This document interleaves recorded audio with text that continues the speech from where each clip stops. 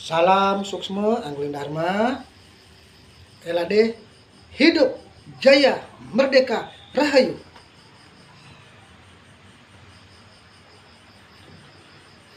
Selamat malam kepada semua para sinar, para abdi, para pengiring, para utusan, para pengayah, para pelayan, para kesatria, penyebar ajaran Dharma maupun para kesatria, pembela, pelindung maupun penegak Dharma dimanapun kalian berada, yang sangat Guru Ratu sayangi, cintai dan banggakan. Semoga kalian selalu dalam lindungan Tuhan Yang Maha Esa, sehat batin dan lahirnya dilancarkan rezekinya dan diberikan kemudahan dalam segala hal sesuai karma kalian masing-masing. Kembali Guru Ratu menyampaikan pesan kesan ya, piteket, petuah, petunjuk, siraman rohani kepada semua para sinar, para abdi khususnya, bahwa kita dalam hidup ini, di dalam kita mencapai suatu tujuan atau keinginan yang bermula dari niat atau hasrat namanya, harus melalui suatu tahapan atau proses-proses yang harus kita jalanin. Dari namanya suatu niat atau hasrat harus diimbangi dengan suatu usaha atau ikhtiar. Usaha ikhtiar itu pun kita tentunya jangan hanya sekali saja. Kan bisa saja apa yang kita lakukan belum terwujud, belum tercapai, bahkan mungkin bisa saja tidak tercapai. Kita jangan pernah capek untuk berusaha. Kita berkali-kali terus berusaha semampu kita, sekuat kita, sesuai dengan kemampuan kita. Di samping ikhtiar yang baik, yang bagus, tentunya kita jangan lupa bahwa apapun yang kita niatkan, kita lakukan di dunia ini, maupun apapun yang akan kita harapkan maupun yang kita capai, itu semua adalah keputusan Tuhan. Apapun itu, niat saja itu sudah keputusan Tuhan, apalagi yang lainnya. Jadi manusia disitulah lupanya alpake namanya, lupa dirinya. Kita sebagai hamba Tuhan, selama ini Guru Ratu selalu menekankan bahwa kita ini adalah ciptaan Tuhan, hamba Tuhan, bahwa Tuhan itulah maha pencipta, maha pengatur, maha penentu semua yang ada di dunia ini, termasuk menentukan hidup mati kita maupun rezeki kita maupun yang lainnya.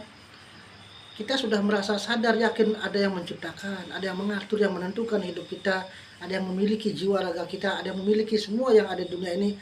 Apa yang kita lakukan? Kita kan harus selalu tulus, ikhlas, yakin dan sadar diri untuk selalu menghadap dulu kepada Sang Maha Pencipta. Beliau memang hana dan hana, ada dan tiada. Maksudnya beliau secara lahir, secara kasat mata memang kita tidak pernah lihat. Bagaimana kita bisa membuktikan bahwa Tuhan itu ada? Secara lahiriah memang tidak bisa. Secara batiniah, secara rohani pun itu keyakinan. Tapi kita sebagai manusia yang terbatas, cara meyakinkan bahwa Tuhan itu memang benar ada adalah kita bisa melihat semua ciptaan yang ada di dunia ini.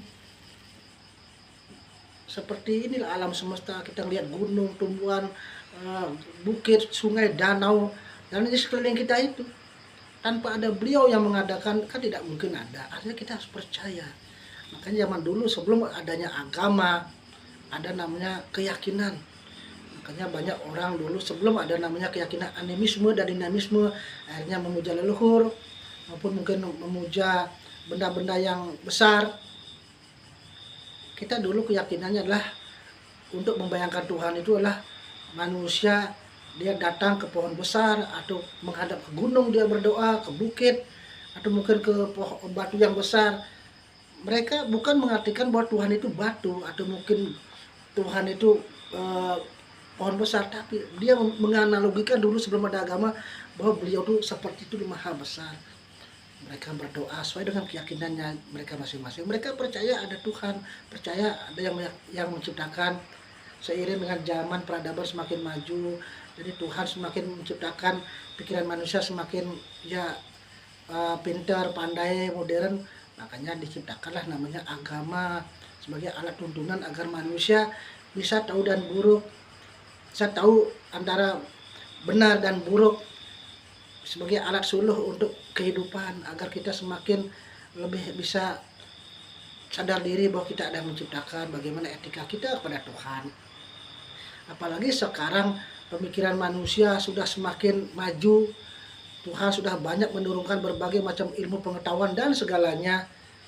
Jangan kita justru lupa diri, karena kita sudah diberikan kepandaian, ya segala macam ya.